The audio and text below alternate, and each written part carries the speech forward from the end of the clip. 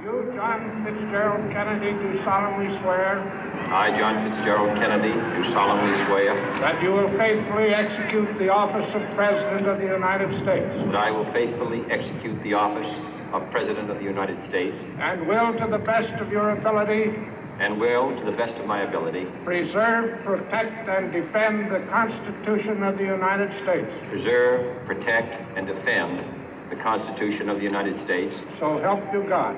So help me God.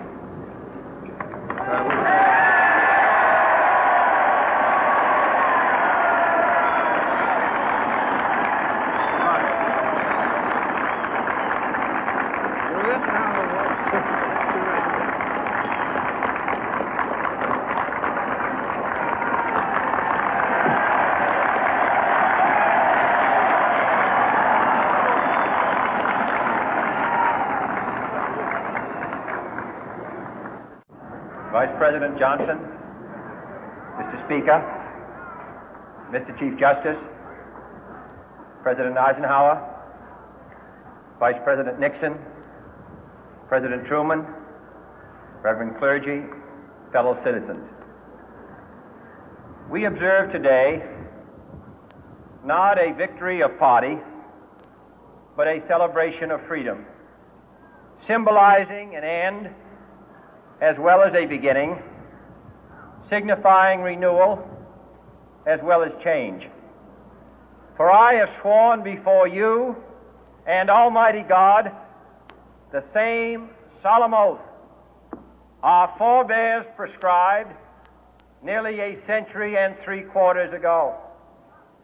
The world is very different now, for man holds in his mortal hands the power to abolish all forms of human poverty and all forms of human life.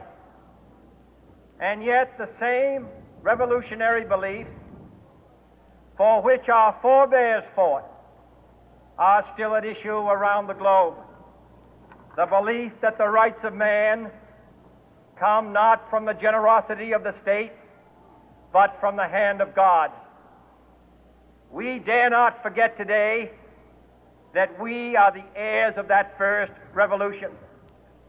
Let the word go forth from this time and place to friend and foe alike that the torch has been passed to a new generation of Americans born in this century, tempered by war, disciplined by a hard and bitter peace, proud of our ancient heritage, and unwilling to witness or permit the slow undoing of those human rights to which this nation has always been committed and to which we are committed today at home and around the world.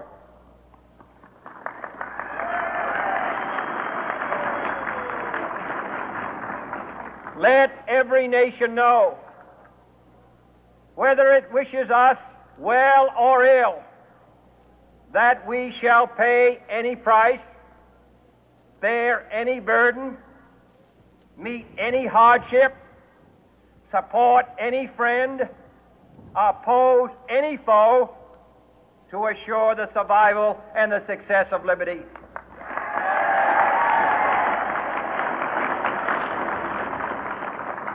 This much we pledge and more.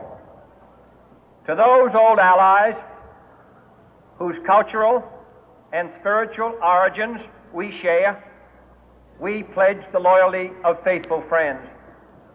United, there is little we cannot do in a host of cooperative ventures. Divided, there is little we can do, for we dare not meet a powerful challenge at odds and split asunder. To those new states whom we welcome to the ranks of the free, we pledge our word that one form of colonial control shall not have passed away, merely to be replaced by a far more iron tyranny. We shall not always expect to find them supporting our view, but we shall always hope to find them strongly supporting their own freedom, and to remember that in the past, those who foolishly sought power by riding the back of the tiger ended up inside.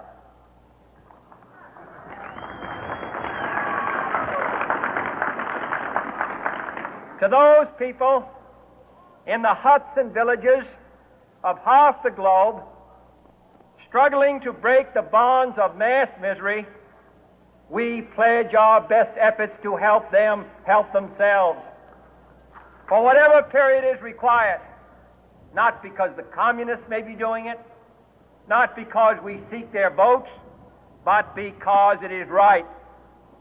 If a free society cannot help the many who are poor, it cannot save the few who are rich.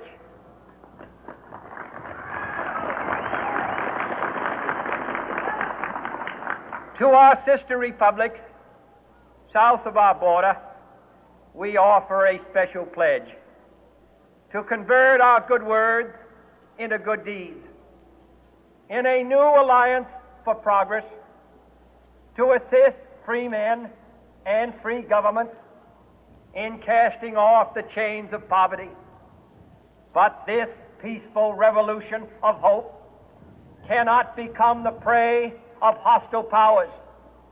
Let all our neighbors know that we shall join with them to oppose aggression or subversion anywhere in the Americas. And let every other power know that this hemisphere intends to remain the master of its own house.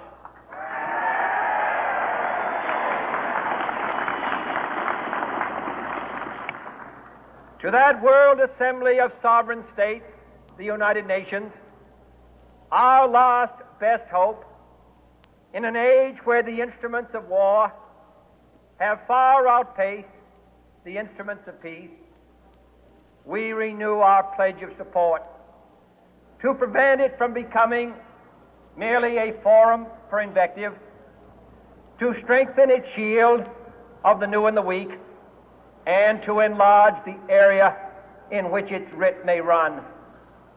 Finally, to those nations who would make themselves our adversary, we offer not a pledge, but a request that both sides begin anew the quest for peace. Before the dark powers of destruction, unleashed by science, engulf all humanity in planned or accidental self-destruction, we dare not tempt them with weakness, for only when our arms are sufficient beyond doubt can we be certain beyond doubt that they will never be employed. But neither can two great and powerful groups of nations take comfort from our present course, both sides overburdened by the cost of modern weapons, both rightly alarmed by the steady spread of the deadly atom, yet both racing to alter that uncertain balance of terror that stays the hand of mankind's final war. So let us begin anew, remembering on both sides that civility is not a sign of weakness, and sincerity is always subject to proof. Let us never negotiate out of fear, but let us never fear to negotiate.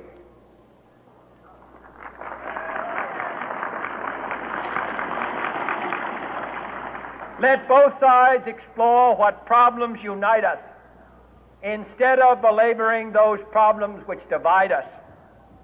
Let both sides, for the first time, formulate serious and precise proposals for the inspection and control of arms, and bring the absolute power to destroy other nations under the absolute control of all nations.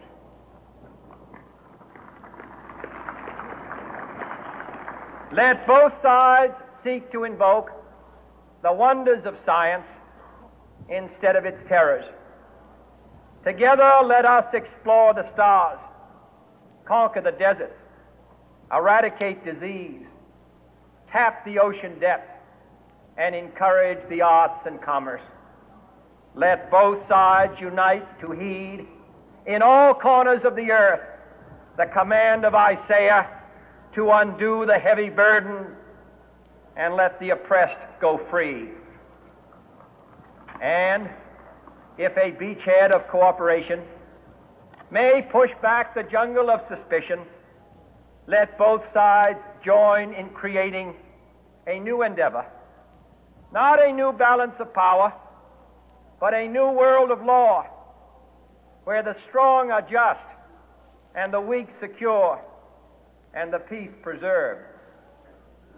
All this will not be finished in the first 100 days, nor will it be finished in the first 1,000 days, nor in the life of this administration, nor even perhaps in our lifetime on this planet.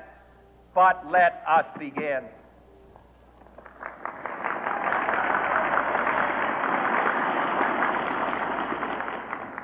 In your hands, my fellow citizens, more than mine, will rest the final success or failure of our course. Since this country was founded, each generation of Americans has been summoned to give testimony to its national loyalty. The graves of young Americans who answered the call to service surround the globe. Now the trumpet summons us again, not as a call to bear arms, though arms we need, not as a call to battle, though in battle we are, but a call to bear the burden of a long twilight struggle, year in and year out, rejoicing in hope, patient in tribulation, a struggle against the common enemies of man, tyranny, poverty, disease, and war itself. Can we forge against these enemies a grand and global alliance, north and south, east and west, that can assure a more fruitful life for all mankind? Will you join in that historic effort?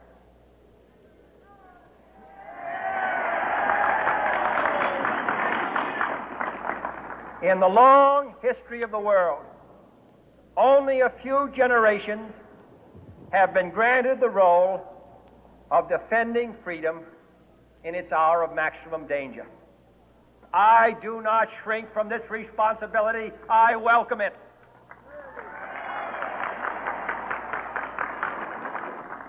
I do not believe that any of us would exchange places with any other people or any other generation. The energy, the faith, the devotion which we bring to this endeavor will light our country and all who serve it.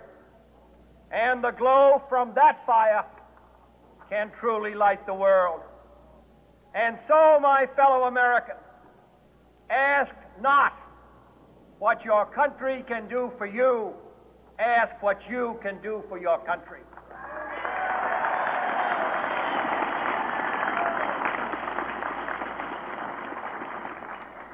My fellow citizens of the world, ask not what America will do for you, but what together we can do for the freedom of man.